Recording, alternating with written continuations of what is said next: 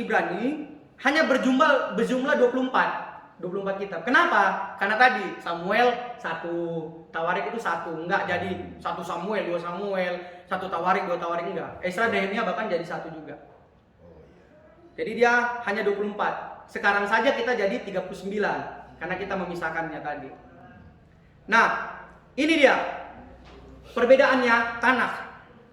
Katolik Roma, Protestan. Lihat, tidak ada perbedaan di bagian ini. Semuanya sama, ya kan? Pentatuknya. Itu Torah itu bagian itu bahasa-bahasa Ibrani itu Bapak Ibu. Agak susah yang Beresit, Semot, Wakira, Bemidbar, Debarim. Itu sebenarnya bahasa Ibraninya, tapi kalau bahasa Indonesia kita ya Kejadian Keluaran 5 bilang-bilangan. Tidak ada perbedaan di sini kan? Ya. Kemudian Nefim. Perhatikan Nefim ya, nabi awal.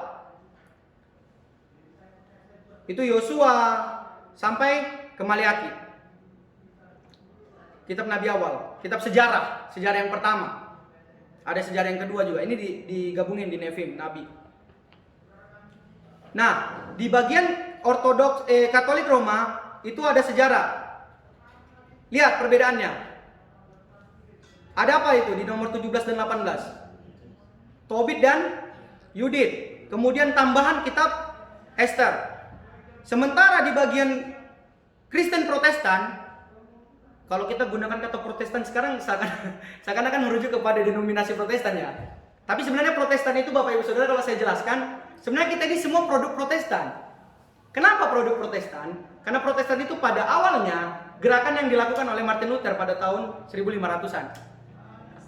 Kemudian lagi pecah lagi, hadirlah ya sekarang ada karismatik, Neo-Pentakosta, Pentakosta dan segala macam. Tapi sebenarnya kita satu Protestan.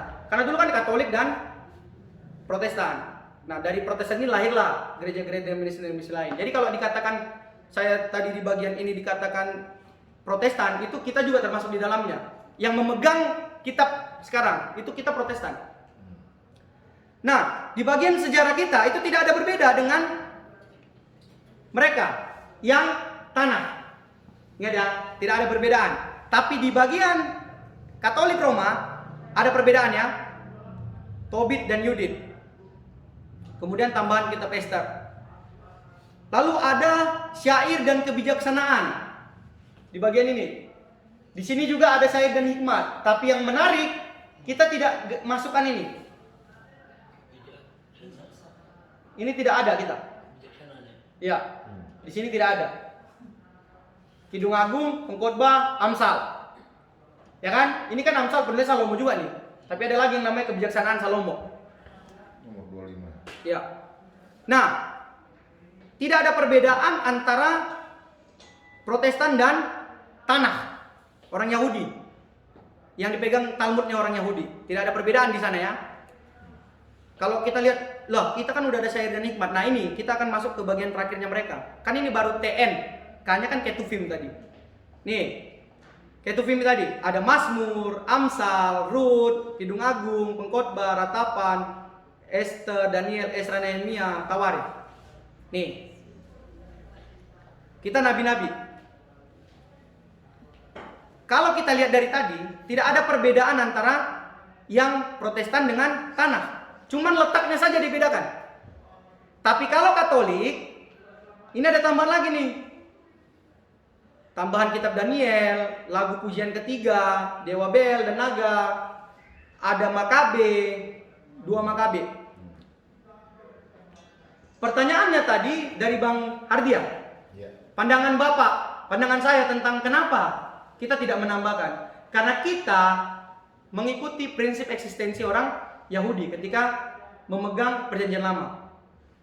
Orang Yahudi tidak menambahkan kitab-kitab tadi yang ada di Katolik Roma ke dalam kanonnya mereka atau ke dalam kitab sucinya mereka. Talmud tidak ada. Protestan juga tidak ada. Hanya posisinya saja berbeda Bapak Ibu. Coba perhatikan. Nih.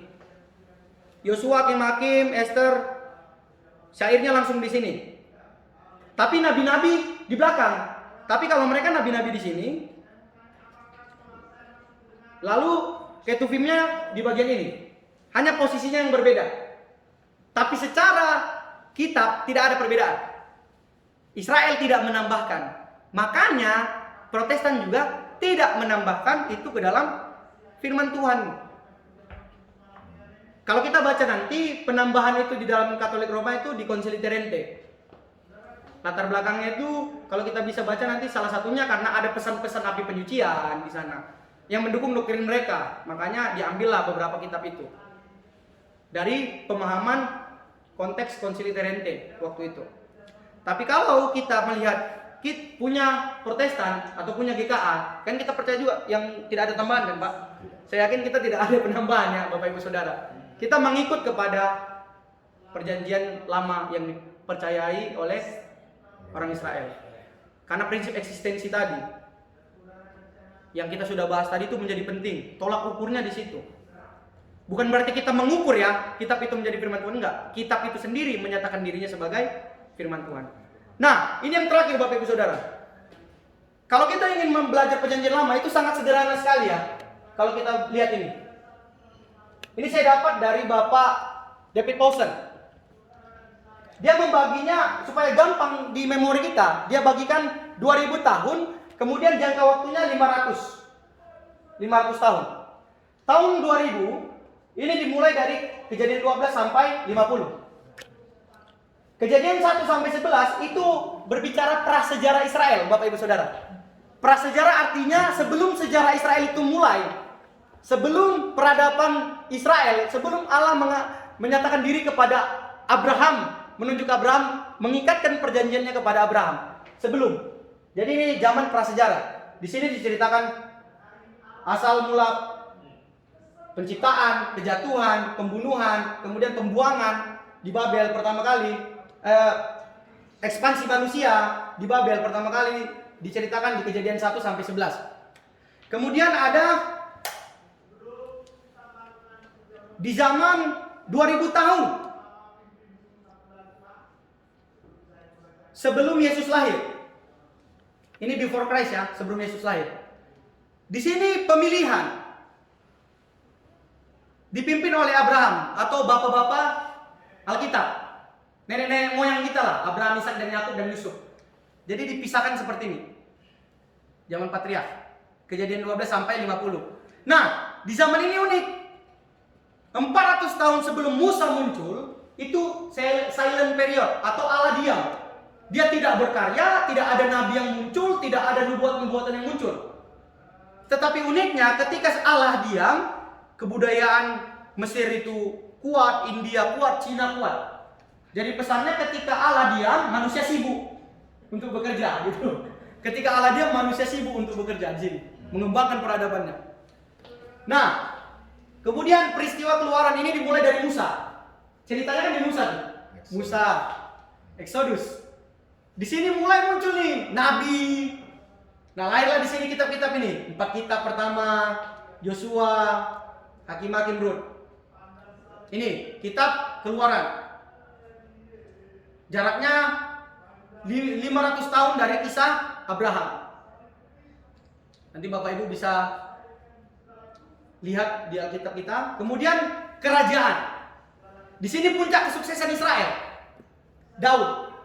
Di zaman Daud, di zaman kerajaan ini puncak kejayaan Israel di sini. Bahkan di situ bukan mereka hanya mendapatkan tanah perjanjian, tapi banyak juga daerah yang dibawa kekuasaan mereka. Itu menjadi penting di bagian empire ini, kerajaan. Lalu di sini banyak mulai lahirlah sastra-sastra, karena pada saat kejayaan biasanya orang produktif untuk menulis. Sastra-sastra itu mulai ditulis oleh para raja-raja, ada Saul, Daud dan Salomo yang menulis sastra-sastra di sini. Kemudian pembuangan. Ini supaya kita cepat menghafal dunia perjanjian lama itu begitu.